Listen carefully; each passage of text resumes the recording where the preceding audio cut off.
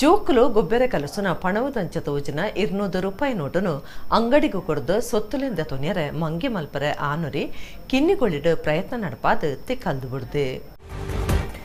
ಆಲಿ ಪನ್ಪುನ ಆಣೂರಿ ಸೋಮವಾರ ಮಧ್ಯಾಹ್ನ ಕಿನ್ನಿಗೊಳಿದ ರವಳನಾಥ ಮಲ್ಯ ಪನ್ಪುನರ್ನ ಅಂಗಡಿಗೆ ಬತ್ತದು 200 ರೂಪಾಯಿ ನೋಟು ಕೊಡ್ದು ಸಾಪುನು ಕೆಂದೆ.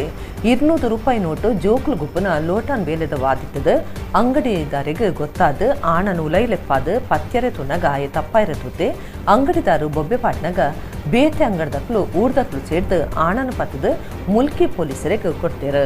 ಆಣ ಕಿನ್ನಿಗೊಳಿ ಕೈತಲ್ದ ಗುತ್ತಕಾಡು ಕಲ್ಕೆರ ದಯ ಆದಿತ್ತದು ಕಾರ್ನಾಡು ಸದಾಶಿವನಗರದ ಖಾಸಗಿ ಶಾಲೆಡ್ ಕಲ್ತೊಂದಿಲ್ಲೆ.